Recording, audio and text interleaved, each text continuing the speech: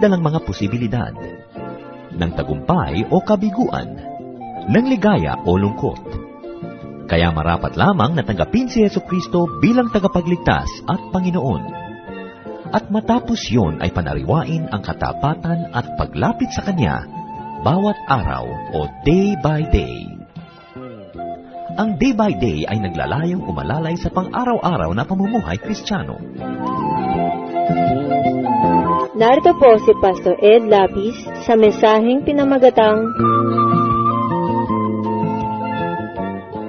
7 Tests to Know People By.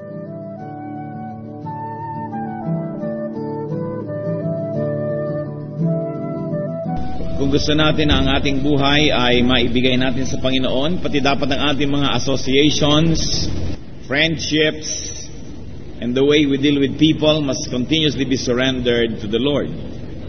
Because according to 1 Corinthians 15:33, do not be misled, bad company corrupts good character. Pag tayo po ay napasama, nahirati at nasanay sa mga masamang mga kasama, ay maaaring pati ang ating buong kaluluwa ay maapektuhan ito.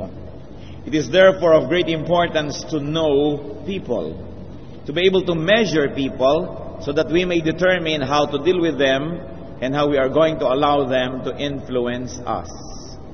Meron pong kasabihan na tinatawag na tubog sa ginto. Hindi pala talagang ginto, yun ay tanso lang at itinubog sa ginto at akala mo ginto na.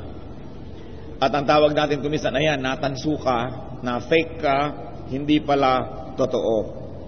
It is very important if we're going to grow spiritually to be able to test the kind of people we associate with, and also to test ourselves so that we may be responsible associates because we also influence people.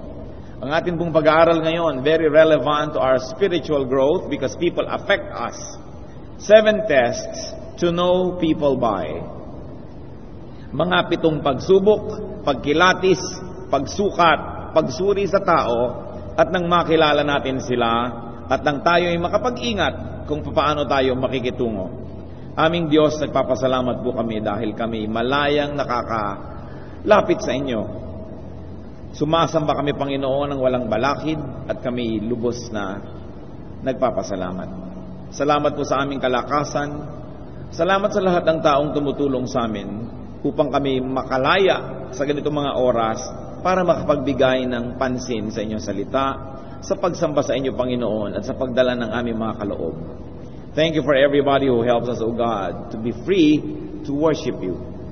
And we pray, Lord, that you will work in our hearts today, that you will turn our hearts into your garden, wherein you can plant your seed, the seed of truth, the seed of freedom, and the seed will sprout and grow leaves and bear fruits for your glory and for our betterment.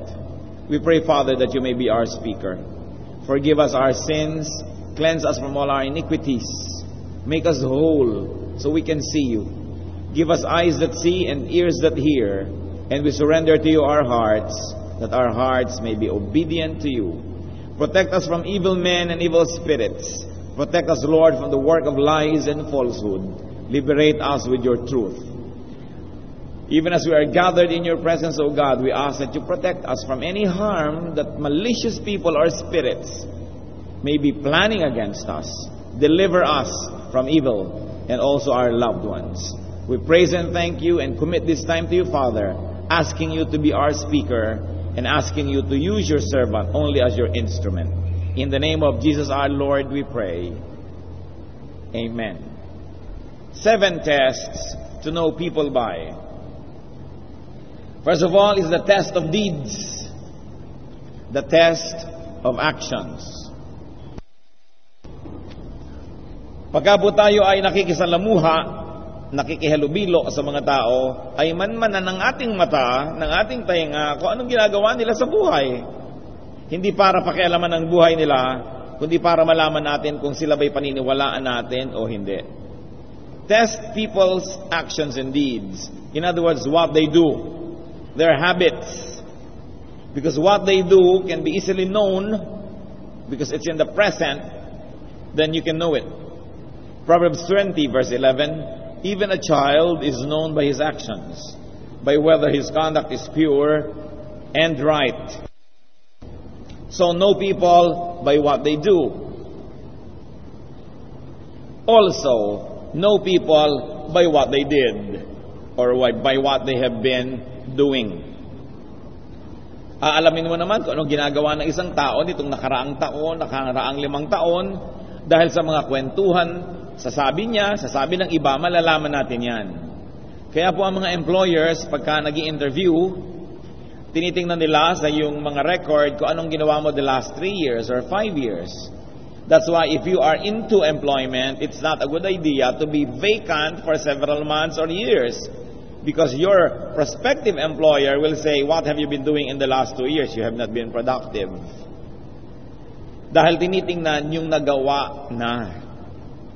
Not by one isolated deed. We cannot judge a person by one isolated deed. Nagkamali minsan, nadapa, merong nagawang hindi tama. Yun ay tinitingnan natin by batting averages, by track record. Ano ba yung pattern ng ginagawa niya? Hindi yung minsang pagkakasala ay itatali mo na siya doon. Pero ano bang paulit-ulit niyang ginagawa? Ano yung kanyang habit? And never be taken by people's intention. Huwag kayong padadala sa ipinapangako, sa mga plano, sa sinasabing ito ang aking gagawin. Ang tingnan ninyo, ano na ba ang nagawa? Why? Because even Solomon, the wisest man who walked the face of the earth, said in Ecclesiastes 1:9, what has been will be again. What has been done will be done again. In other words, other people say it another way, history repeats itself. And the Bible asks, can a leopard change its spots? Unless a miracle happens, unless God intervenes, what people have been doing is what they will keep on doing all their life. So you want to have an idea what they will do tomorrow? Take a look at what they did yesterday. Now, that doesn't leave room for change, because we can all change when we surrender ourselves to God and when miracles happen in our lives. But generally speaking, what has been will be again, and history will repeat itself. Kaya tinitingnan po natin bago tayo magtiwala sa isang tao kung ano na ba ang nangyari sa kanyang buhay ng mga nakaraang buwan at taon. Kung nakikipagkaibigan tayo sa kanya ngayon, titingnan natin ano na ba ang ginawa niya sa mga naging kaibigan niya noong araw. Kung gusto niyang lumipat sa ating church, titingnan mo kung nakakailang lipat na ba to? Nakakailang away na ba siya? Nakipag-away na ba siya sa dati niyang mga kasama, sa dati niyang mga leader? Dahil malamang uulitin na naman niya yan. At kung may nanliligaw sa inyo mga dalaga, tingnan niyo, ilan na ba naging girlfriend nito? Ilan na ba ang pinaluha nito? Because chances are, mapapasama ka sa listahan. Huwag kang maniwala, babae, na mababago mo siya na yung pag-ibig. Maraming naniwala at ayan ngayon, nabigo. Kung hindi mo siya matanggap ngayon at yung kanyang baggage nung nakaraan, hindi mo matatanggap yung darating pa, so huwag ka na lamang magsayang ng panahon. Because we are products also of our past. As I said, while the Lord can give us a clean slate to begin again, it is not God but us who will repeat the same mistakes. Kasi meron tayong ganung tendency. Kaya nga sinasabi ko lagi sa mga counselees, marriage is not a reformatory institution. It is an institution and a relationship of acceptance. If you cannot accept the past of this person, and that past might just keep repeating, then don't bother to plan to spend the future with that person. Huwag tayo nagpapadala sa mga pangako. Kaya kung minsan yung mga interview, kung minsan sa mga beauty contest, hindi naman yan na naglalabas ng katotohanan eh. Yung what will you do if? What will you do if you had 10 million pesos? Siyempre ang sasabihin niya, I'll give it to the children of the world. I'll give it to world peace. Kasi what will you do eh? Ang itanong mo, what have you done with what you already received from the Lord? And then you will know what they will do to that which they still will receive. Look at the track record of people. Pagka hindi sila naging mabuti sa mga naging mabuti sa kanila noon, huwag mong asahang magiging mabuti rin sa'yo. Kung may umuutang po sa inyo, mag-research kayo kung anong ginawa nila sa mga nautangan na nila nung araw. Kasi kung tinakbuhan nila yon, malamang tatakbuhan din kayo. Bagamat may pag-asa ang taong magbago, pero dapat yon pananaw natin na para umasa. Pero huwag kayo doon magpako ng lahat ng inyong plano at kung hindi mangyari at hindi nagbago, papaano? Test people by their fruits, which is very related. Test them by the results of their deeds and actions and habits. While they may deliver their promise, while they may do what they promise to do, take a look at what happened to what they did. Ano ang bunga ng mga ginagawa nila? Pag binigyan mo nga ba siya ng pera, bumubuti ang buhay niya o napapasama at nagkakabisyo? Pag binibigyan mo ba siya ng kapangyarihan, nagiging maibigin ba siya at matangkilikin sa mga tao o nagiging mayabang palalo?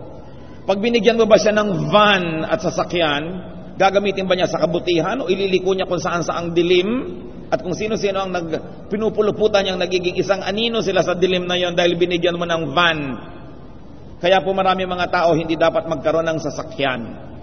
Kasi pag nagkakaroon ng sasakyan kung saan-saan nakararating, nakagagawa ng mga himala na hindi dapat mangyari.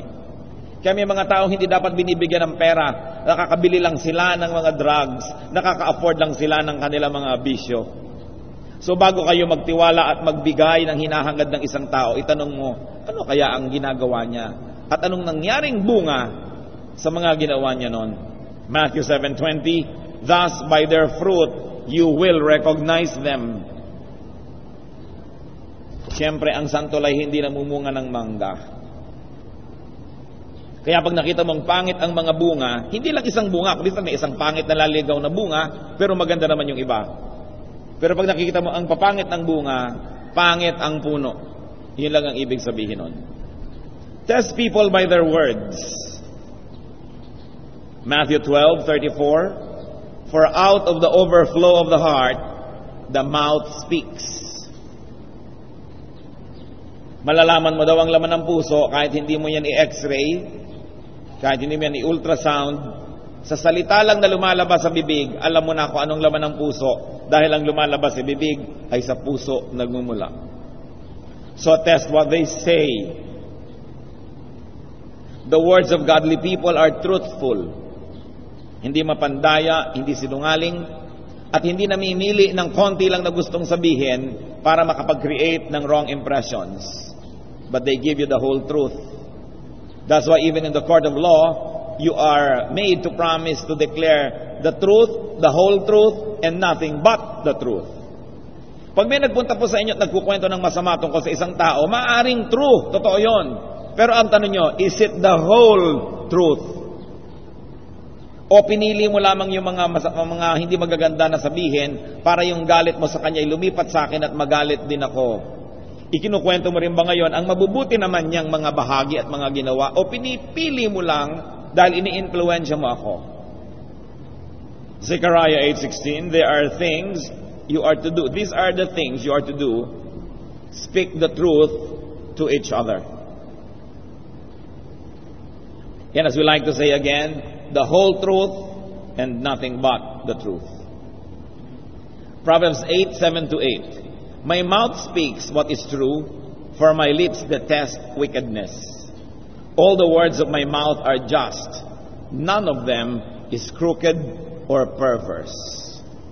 People of perverse speech, people whose words are unjust and untruthful, must never be trusted. Sapagkat ang mga pagsisinungaling nila, madali namang malaman kung minsan kasama nyo sa isang event, mamaya ikukwento niya sa iba yung event na yun, napapansin nyo, iba na yata yung kwento.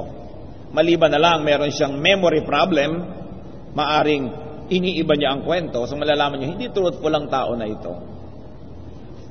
Nakakita na ba kayo ng isang taong 100% wrong? Sobrang success naman yun to be perfect. Kasi even to be perfectly wrong is a great success. Can you imagine? Perfect, ha?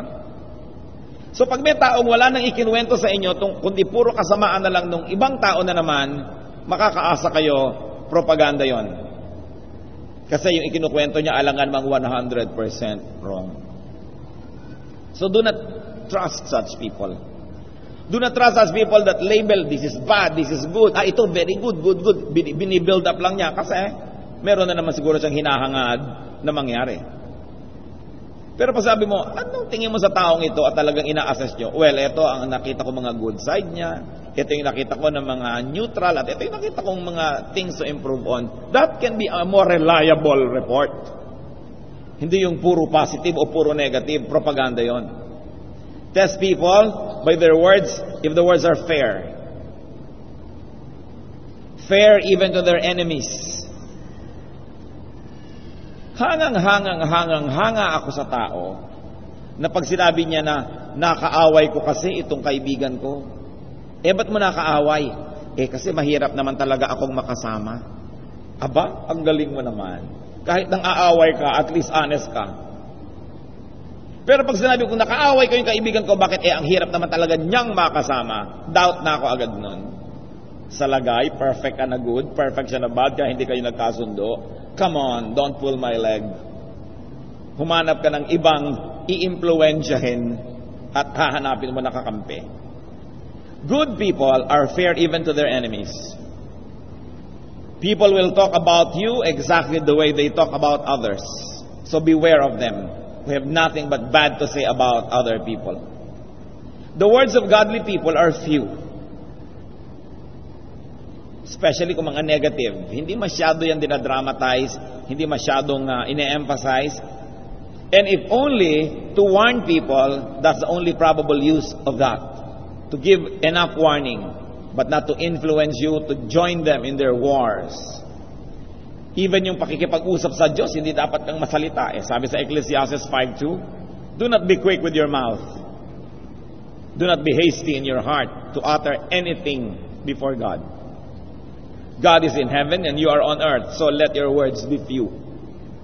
Kilalanin mo na ang Diyos ay Diyos, kaya lumagay ka sa lugar.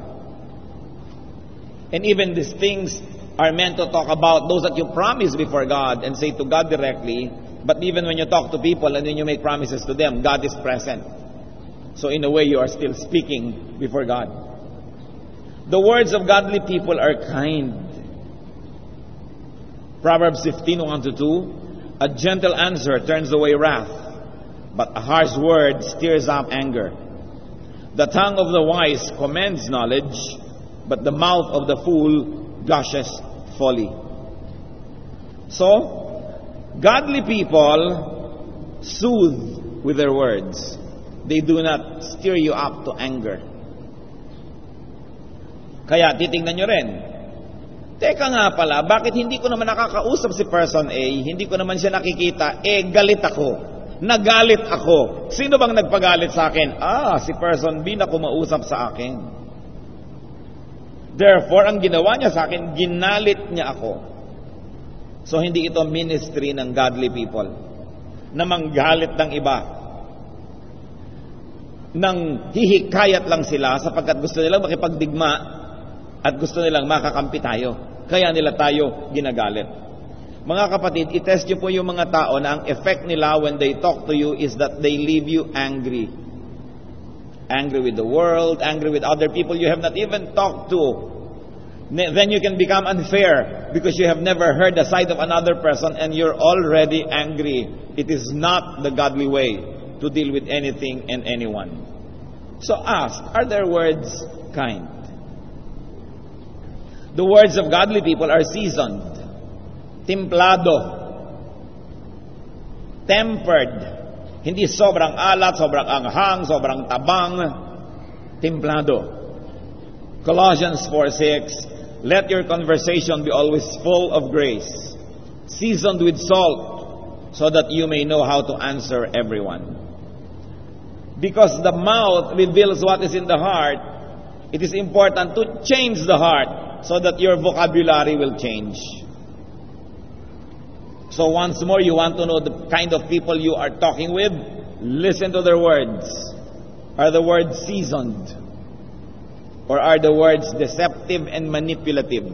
Only wanting to take something from you. Maybe your loyalty. Maybe your alliance. The words of godly people are polite, decent, and humble. hindi mapagmataas, hindi mayabang. O bakit naman nakagalit mo yung pinsan mo? Insecure kasi siya sa akin eh. Ha? Ganun ka ba kagaling para ma-insecure siya sa'yo? O ba't nakaaway mo na naman yung isa mong tiya? Insecure siya sa akin eh. Magaling kasi ako, nate-threaten siya. Huwag kayong maniniwala sa mga tao na nagsasabi sa inyong insecure sila sa akin. Kasi binubuhat na ng sarili niyang bangko. Ang laki ng pagtingin sa sarili. Kung merong dapat magsabi niyan, dapat observers, other people, not the subject. I have met several people na ganyan, nakaaway lahat ng tao, ang paliwanag lang nila sa lahat ng nagtatanong, insecure sa akin. Are you so great so that people will be insecure with you? Tinitingnan po natin yung ganon. Ang yabang ng taong ito. Itinataas ang sarili. Ang laki ng pagtingin sa sarili. You know naman, the empty can strikes loud. Subukan nyo may malaglag na lata, isang puno at isang walang laman. Sino ang maingay? Yung walang laman. Kaya po pag may nag-away at pumupunta sa inyo yung isa, yung maingay, yung maraming salita, yung maraming demanda, kadalasan niya ng guilty. Bakit? Inuunahan na kayo para pag nabalitaan nyo sa iba, kampi na agad kayo sa kanya. We are talking about this, brothers and sisters, one and foremost because the influence of evil people affect our spirituality. They affect our attitudes. They affect our behavior. And we are bombarded by messages from so many people every day. That's why we should test not only the message, but also the messenger. Pagka merong dalawang nag-away na partido o hindi nagkasundo, ang igalang nyo yung tahimik, hindi yung maingay. At siguro yun ang talagang mas kagalang-galang, yun ang mas totoong tao. Pero yung lahat na lang pinagsabihan, idinaldalang lahat, yan ang huwag nyong pagtitiwalaan. Because the words of godly people are few. Now, another test that we can give to people is their attitude towards something wrong. Pag may mali, pag may problema, anong ginagawa nila? Pinapalalaban nila o nilulutas nila ang suliranin? Godly people right or wrong, not worsen it. Okay, hindi kayo nagkasundo. Anong ginawa ng isang tao? Pinalaki, pinagulo. Hindi makadiyos yan. Because God is God of peace. Amos 5:15, hate evil, love good. Godly people repair a damage, not aggravate it. Hindi pinapalaki ang maliit na problema. Godly people do what must be done, not avoid it. Hinaharap ang dapat na harapin at hindi ito tinatakasan. Romans 12:17, be careful to do what is right in the eyes of everybody. Brothers and sisters, be careful to do what is right in the eyes of everybody. It means not only in the eyes of those who are with you, but also in the eyes of those who are against you. That you will also pass their test.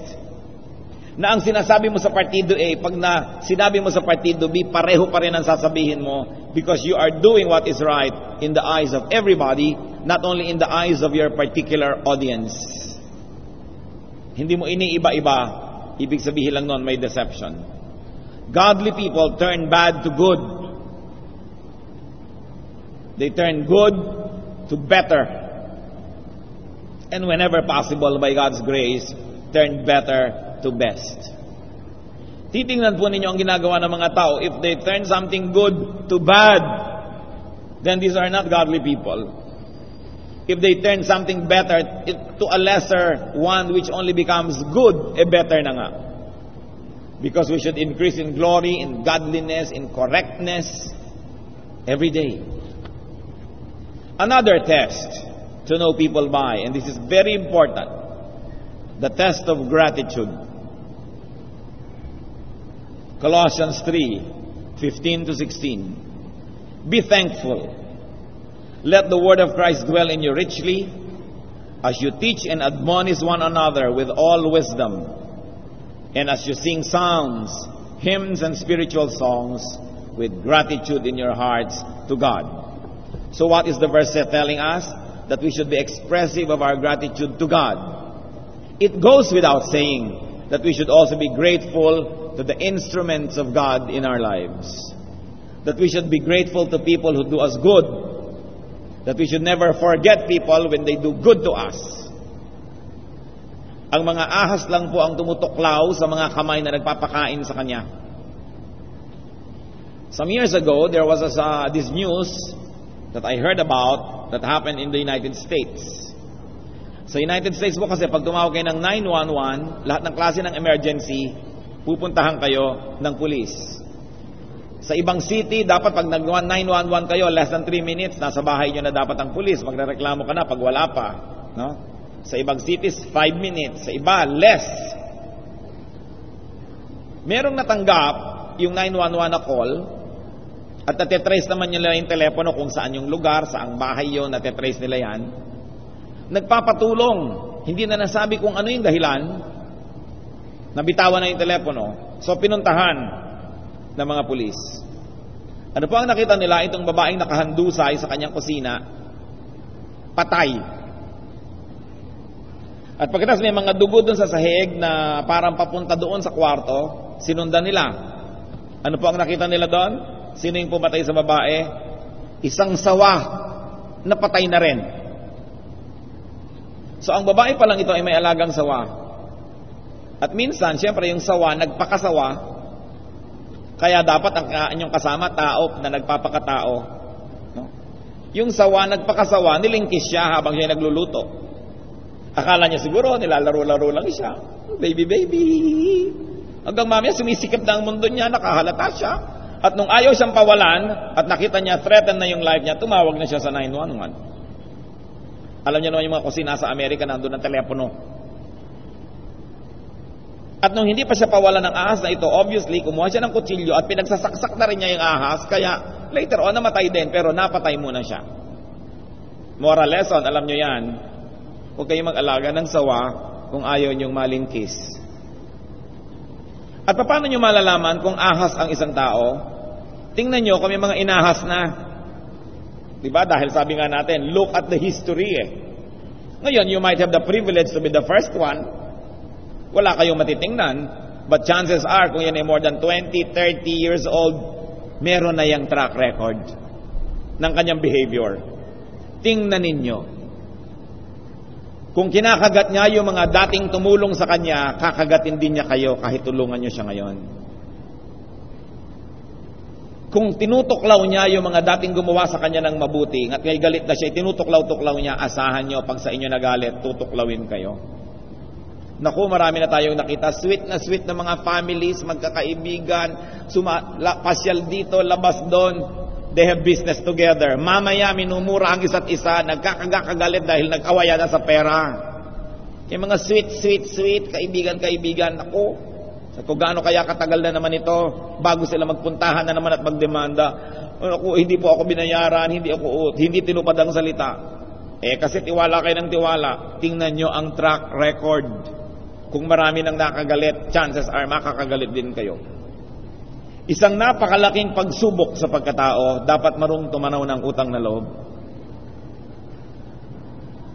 Pagka sila ay nagsasalita ng pangit laban sa dating tumulong sa kanila, huwag niyong asahan na may mabuting manggagaling sa mga puso ng taong ito. Ang Panginoon man may pinagaling siyang 10 mga ketongin. Ilan ang bumalik para magpasalamat? Out of 10, only 1. Sa Luke 17:17, Jesus asked, "Were not all 10 cleansed? Where are the other 9? Kita niyo ang Panginoon naghahanap ng pagtanaw, ng pagkilala. Dapat yun eh. Natural yun at yun ang kailangan sa tao. Beware of people who have nothing but bad words about their former friends. Even their former spouses, kung nagkaiwalay na sila, beware of them. Wala na bang mabuting masasabi siya kahit konti? Beware of people who have nothing but bad to say, to say about their past employers. Matapos i-employ, pasweldohin, pakanin, bigyan ng mga privileges, walang masabi ngayon kundi bad, ay makakaasa kayo, maitim ang puso ng mga taong yan. Beware of people who have nothing but bad to say about their past helpers, people who helped them. Sabi nga ng matatanda, ang hindi marunong lumingon sa pinanggalingan, hindi makararating sa paroroonan. Ang hindi marunong tumanaw ng utang na loob ay may mababang uri ng pagkatao. Pag-ingatan ninyo ang ganitong mga tao. Another test to know people is by their desire. Ano ba ang gusto niya sa buhay? Because desire can lead one to become evil. So kung meron siyang gusto, hindi naman masamang may gusto ang tao. Pero ano ang handa niyang gawin para lang makamit niya yung gusto niya? Gustong-gusto niya magka-computer, gustong-gusto niya magkasasakyan, gustong-gusto niya magkabahay, gustong-gusto niya magkaroon ng ganito. Anong gagawin niya? Kakagatin ba niya yung mga dating tumutulong sa kanya? Gagawa na ba siya ng masama? Will play, outside of proper and decent rules? Will hit people by the belt? Desire can lead people to horrible spiritual deaths. James 1:15. After desire has conceived, it gives birth to sin. And sin, when it is full grown, gives birth to death. So binabantayan natin ang desire. Itong taong to, ano ba mga desire niya? Tayo rin mga kapatid, ano ba ang desire natin? Mananalamin kayo, sabi niyo, ikaw, ano ba mga desires mo? At ano ang handa kang lunukin, gawin, makamit mo lang ang iyong ninanais? What does it profit a man to gain the whole world and lose his soul to the devil? And yet many people make such bad trades and trade-off. So beware of people's desires, because such desires can become their gods. Beware of people who desire material things too much. We all desire material things, pero kanya-kanyang degree. Tingnan ninyo, kung yun na lang nang yun ang laging lumalabas sa bibig, yun na lang nang yun ang laging gusto. People who want to be famous, people who want power, and people who are into personal kingdom building. They want to keep building and building only for their ego. Nakikipag-compete sila sa kanilang mga kaibigan, sa kanilang mga pinsan, sa kanilang mga dating classmates. That's why they want to keep achieving and achieving. Not to be able to give of themselves to the world, but to build a tower of Babel for them. Para sa sarili. Another test to know people by is their treatment of lesser persons. At nilagyan natin ng open and close quotation yung word na lesser. Yung tao na sa tingin nila less than they are. This could be your captives, your prisoners, physically or psychologically. Useless people, it means with people who have no use for you. People you have no use for, rather. And sometimes even beneficiaries. Be sensitive to how people treat people that they help. Siyempre, lagi tayong polite sa mga taong tumutulong sa atin, pero magalang pa ba tayo doon sa tinutulungan natin? Siyempre, magalang tayo sa mga taong nagbibigay sa atin, pero magalang pa ba tayo sa binibigyan natin? Sumasaludo ka doon sa mas malakas sa'yo, pero sumasaludo pa ba tayo doon sa mas mahina? Matthew 25:40, ano po ang kwento ng Panginoon? At the end times daw, bibigyan niya ng mga gantimpala yung mga tao. Tinanong, bakit niyo po kami bibigyan? The king will reply, I tell you the truth. Whatever you did for one of the least of these brothers of mine, you did for me. Hindi sinabi ng king na ito, who represents God in the story, that whatever you did for the greatest people, you did for me. Sabi niya, no. What you did to the least, you did for me. So ang tao, malalaman nyo kung paano niya tinatrato yung kayang-kaya niya. Paano niya tinatrato yung nangangailangan sa kanya pero hindi niya kailangan. Dahil yun ang tunay niyang pagkatao. Paano niya tinatrato yung mga taong dating kailangan niya pero hindi na niya kailangan ngayon. Paano niya tinatrato yun? Then malalaman nyo kung anong uri yan ng tao. Romans 12:16, do not be proud, but be willing to associate with people of low position. So all in all, we discussed 7 major tests to know people by. Not to be judgmental, brothers and sisters, but to be wise. Sabi po ng Panginoon, be as innocent as doves, but be wise as serpents.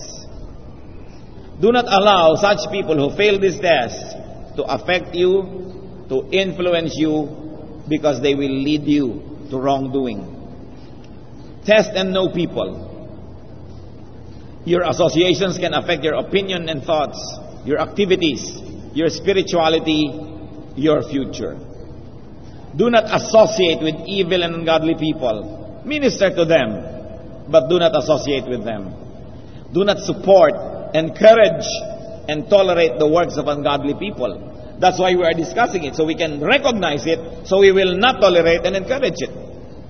Because the people of God must not tolerate wrong, but in fact must expose wrongdoing so it could be corrected. Test others, but more importantly, we should test ourselves. Panginoon, sa mga standards po na ito na aming binubulay-bulay, una po, pakisiyasat niyo po kami kung baka kami ang hindi papasa dito. Kami po ba ay mabuti sa aming mga pananalita? Mabuti ba kami doon sa mga taong di na namin kailangan? May katarungan ba kung kami ay magsalita tungkol sa mga tao sa aming paligid? Marunong ba kami, Panginoon, magpahalaga at tumanaw ng utang na loob? Ganon din, Panginoon, turuan niyo kami na sukatin, suriin ang mga tao, lalo na yung may mga influensya sa amin. Baka madala nila kami sa mali. Baka kausapin kami ni Satanas sa pamamagitan ng bibig nila. Ituro niyo po sa amin maging maingat. At bigyan niyo po kami ng karunungan na makitungo sa mga tao, lalong-lalo kung nakita namin na merong mga dapat kaming pag-ingatan. Ituro mo sa amin ang marapat. Ipatawad mo po sa amin, Panginoon, kung nagkamali kami na nakikiisa, nakikiayon, sumusuporta sa masasamang tao at sa masasama nilang ginagawa at sa kanilang mga pandaraya. Ituwid niyo po kami nang ang ibinibigay niyo sa aming lakas, kayamanan, panahon, magamit namin sa pagsuporta sa tama at hindi sa mali. Teach us to be just. Teach us, Lord, to be correct in our dealings with people.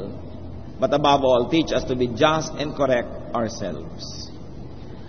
Manalangin tayo ng matahimik, mga kapatid, at humingi tayo ng leading from the Holy Spirit as to what we may pray for and who we should pray for in reaction to these reminders from the Word of God.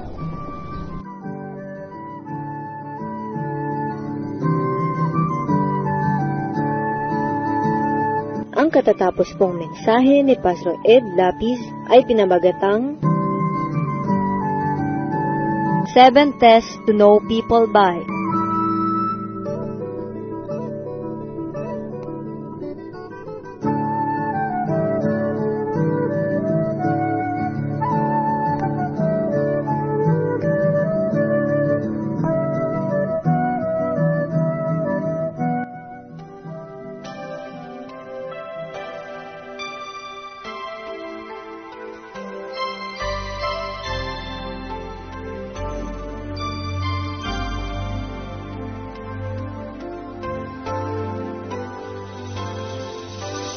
Sadyang kay buti ng ating Panginoon, magtatapat sa habang panahon, maging sa kabila man ng ating pagkukulang, biyaya niya'y patuloy na laan.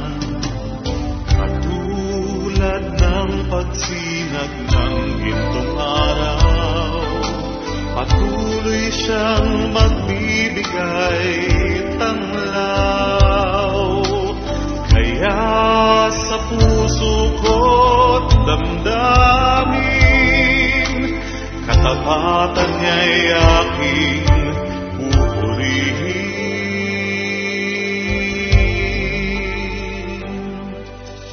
Dakila ka, O Diyos, tapat ka ng tunay, magmula pa pa sa ugat ng aming lahi. Mundo'y magunaw man, maaasahan kang lagi, maging hanggang wakas nitong buhay.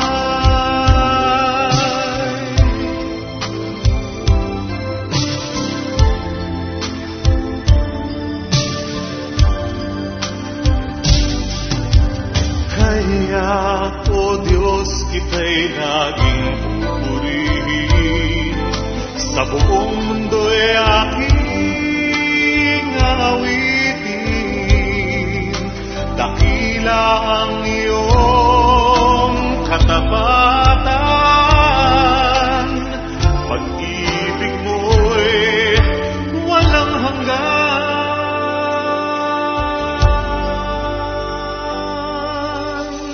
Dakila ka, O Diyos, tapat ka ng tunay.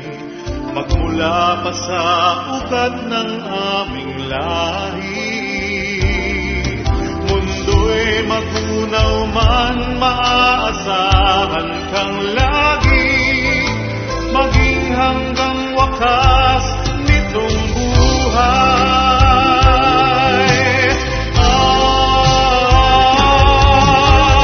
Dakila ka, O Diyos, sa habang panahon.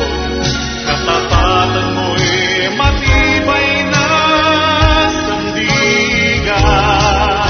Sa bawat bighatin, tagumpay man ay naroon. Daluyan ang pag-asa kung kailan ay hinahon. Pag-ibig mo'y alay sa amin noon hanggang ngayon. Dakila ka, O